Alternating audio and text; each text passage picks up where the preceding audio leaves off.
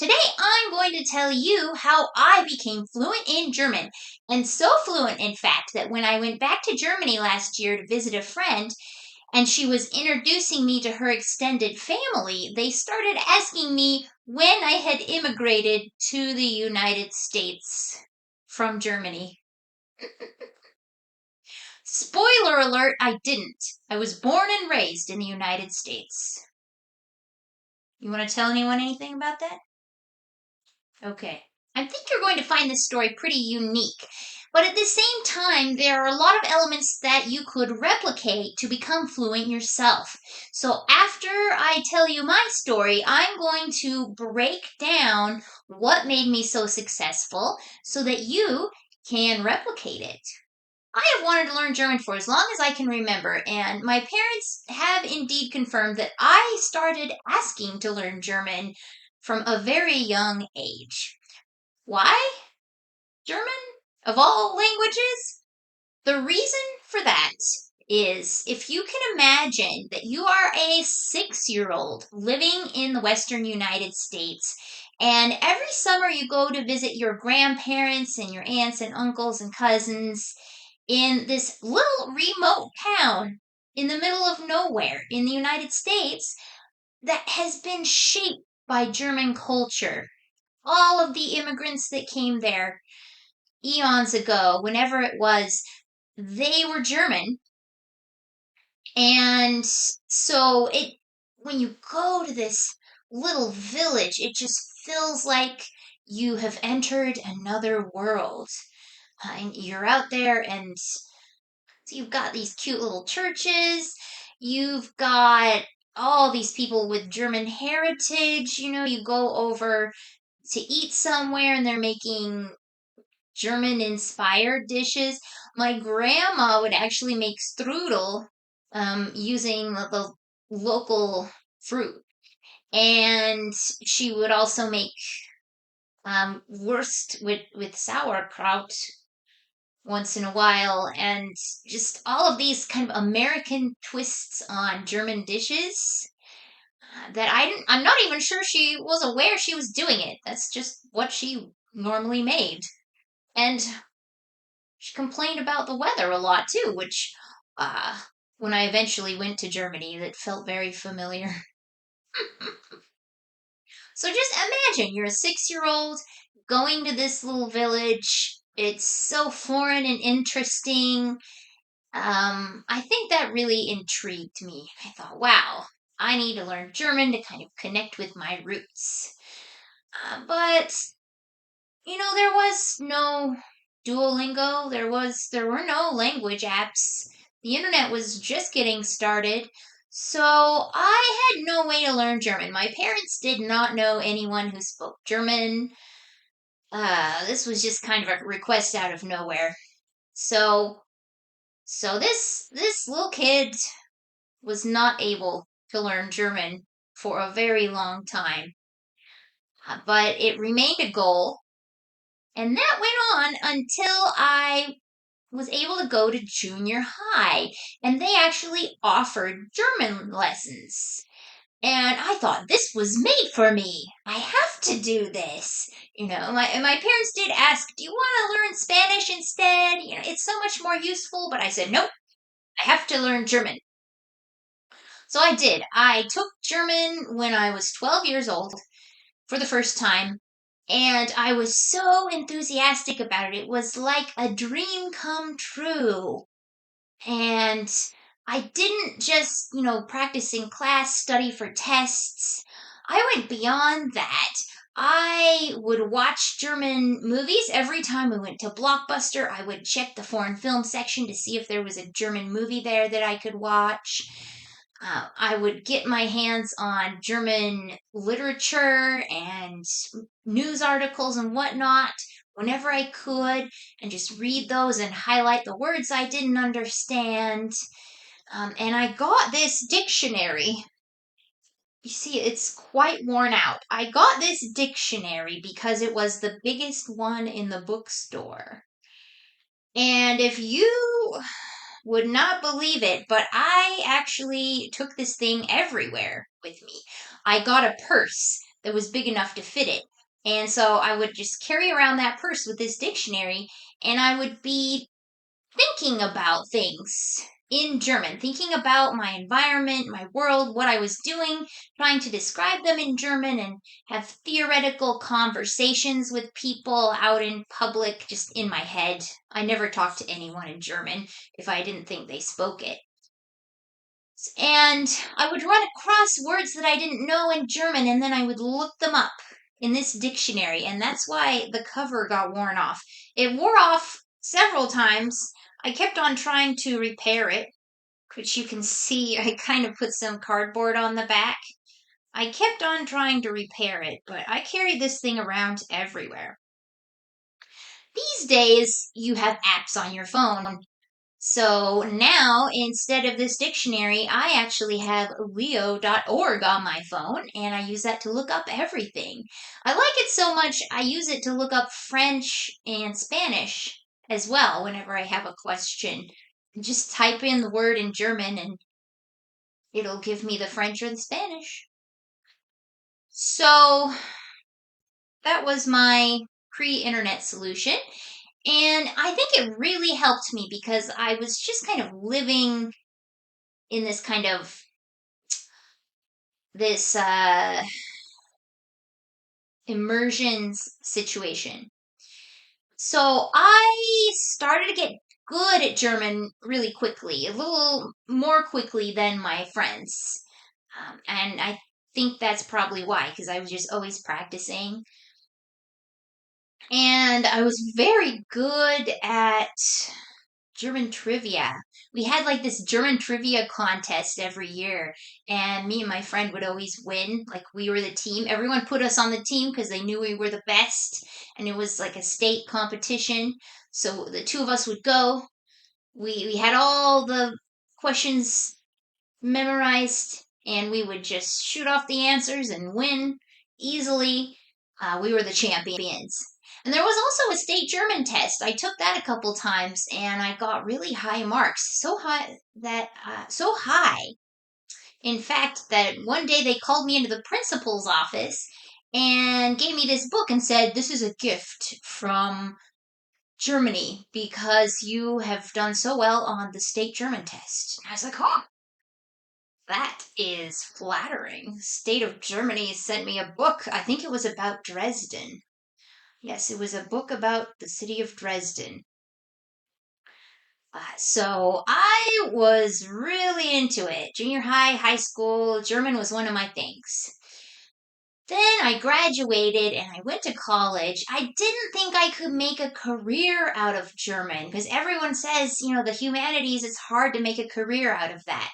So I started studying um, technical drafting and design, which seemed like a marketable skill to me. But while I was there, I went and talked to the German department and realized that if I took just a few more classes, I could have a bachelor's in German too. And that just sounded amazing because I love German. So I said, sign me up. So I majored in German. And one really nice thing about that was that I was at Weber State University at the time. And there are a lot of return Mormon missionaries there because it's in Utah. And the Mormon missionaries, they will learn a language and then they will go somewhere. If the men will go for 2 years, the women for a year and a half. They will go to a foreign country or somewhere in the United States and they will just spend 2 years or 1.5 years talking to people in that language, basically. So they get really good at foreign languages.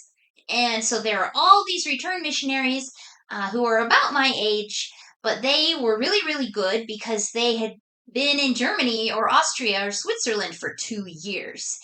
So for me, that was a huge challenge because I was good, but I wasn't that good.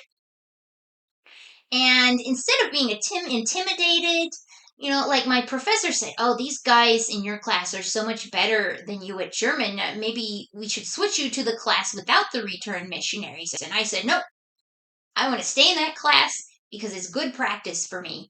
And I just jumped right in and just did everything I could to understand what they were saying and to talk with them and to look up vocabulary I didn't know. And I think that accelerated my learning as well because I just really worked hard at it. And it was so much fun because I was just talking with these people in what I felt like was a secret code. So, I ended up also doing a semester abroad at the Universität Bayreuth in Germany. And that was really helpful. That was my first time living in Germany. I had visited before, but I was living in Germany. I learned so much about just how German society works on a molecular level. How is the mail delivered? What happens when they do a census? This guy came to my house asking me questions about myself, and I was like, "Who are you?" I even remember I learned about this thing. It's not a thing anymore, but it used to be that someone would come around to each house and count how many televisions and computers they had, and then you have to pay a fee to the government for each television and computer because theoretically you're receiving the public broadcast channels. And they want to know how much of it you're using, I guess, because theoretically you pay more depending on how much you're using. That was so interesting. I was like, you want to come and count my computers? I don't think so. This sounds like a scam. Um, and my German got so good, and I started to notice that it was getting more difficult. Even though I knew more and I was better at it, it was starting to get more difficult because I was realizing what I do not know. And that's how you know that you're on the verge of fluency is you're realizing how much you don't know. You're coming to terms with that. You're practicing to make it better. And eventually you will get really good at the language. So I think my language did improve quite a bit in that 3 months. I wasn't quite fluent, but I was really good, really advanced. So I came back and I thought, this engineering stuff is good. I'll complete my associates, but I want to go all out and I want to do my bachelor's degree in this and I want to make a career out of it. And it made sense to me to be a translator because that way you're working all day, you're reading things in German and translating them into English. That sounded like a blast. And it pays really well too. So I decided I'm going to do that. And it would be an asset to have a master's degree. But how can I really call myself a German expert if I've never really lived in Germany very long? So I decided I'm going to do my master's degree at a German university, the whole master's degree. So I get to live there, and I also have a degree from a German university, which is a big deal. So I applied directly to the Universität Bayreuth, which I was already a little familiar with because I had done an exchange program there.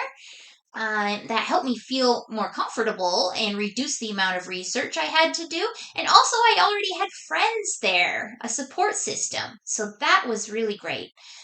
And I applied directly to the university, just like any normal German student would, and I got in. So that was exciting. I was like, yes, I'm going to Germany.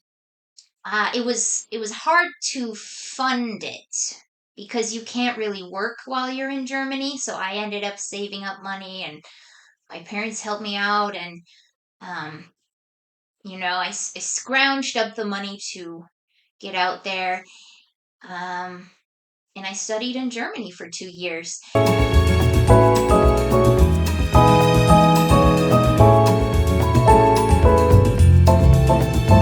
And I had already started freelancing as a translator in the interim. So I wanted to keep that going because I had a really good start. I had clients that I wanted to maintain. So while I was in Germany studying, I actually got official permission on my visa to continue freelancing as a translator, which is hard to get, but I got a lawyer to help me out. And one day, while I was in the international office discussing something with them at the university, they noticed that I had this permission in my visa and they said, "Oh, we need a translator so badly. Do you want a student job?" And I said, "Yes, I will take it." So I got a student job, which is allowed under your visa. You can have a student job, but they don't pay very much and it's really part-time. But it was amazing experience. I got to translate their website. I got to translate all these contracts, press releases, a ton of paperwork they had, and it was so thrilling just to have a job in Germany, and I got to learn a little bit about the work culture as well that way.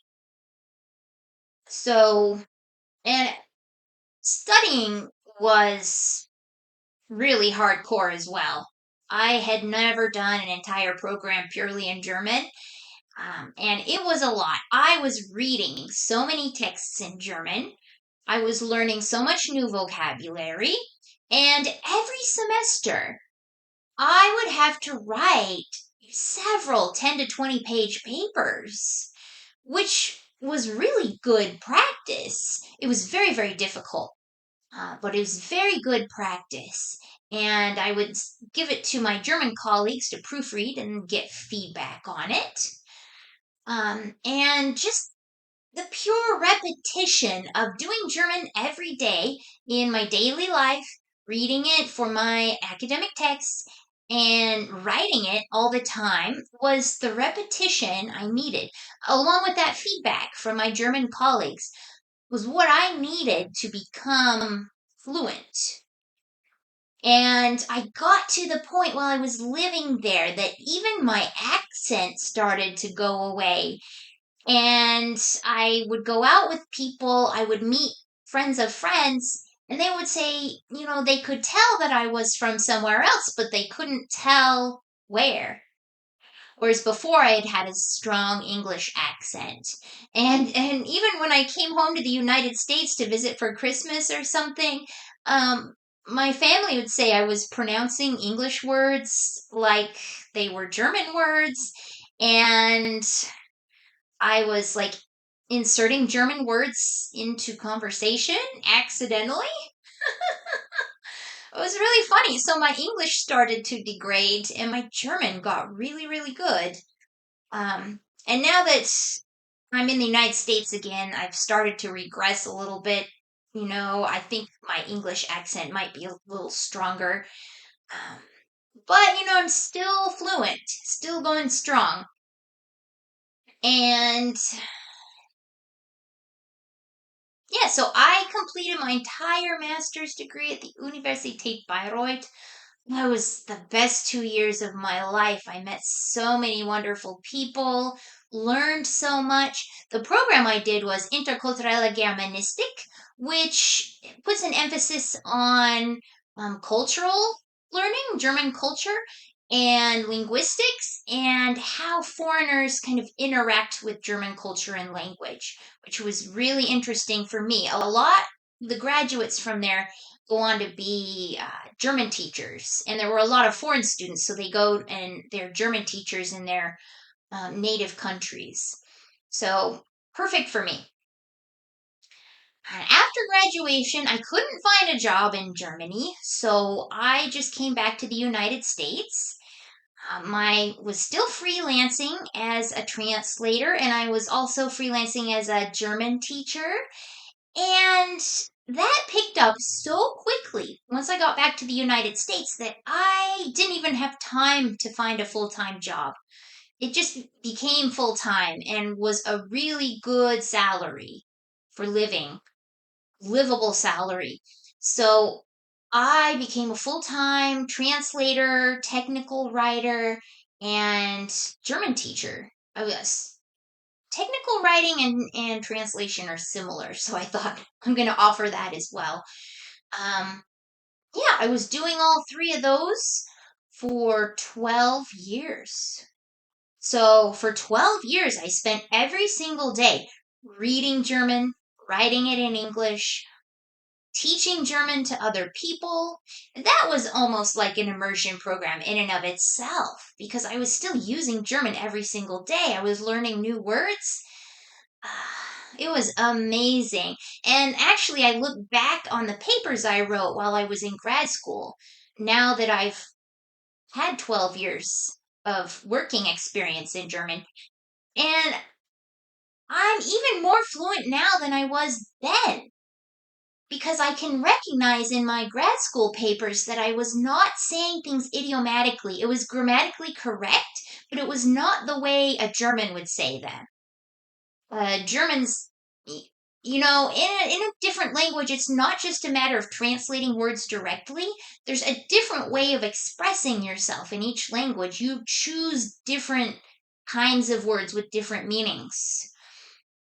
And I noticed that I actually got a feel for that in the 12 years that I'd been using German professionally.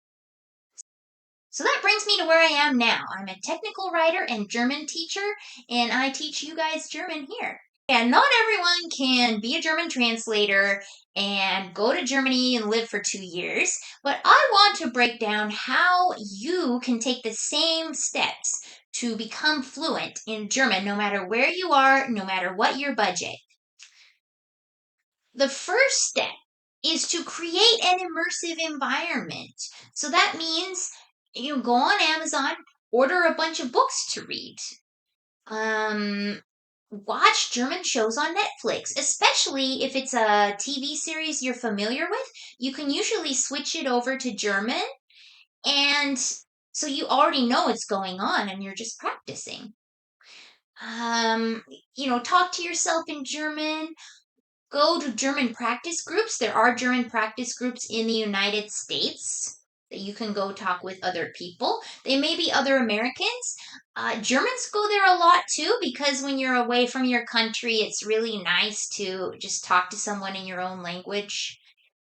Um, and so just create this environment where you are thinking in German all the time and using German all the time. And the second thing you should do is just go all in, no holds barred.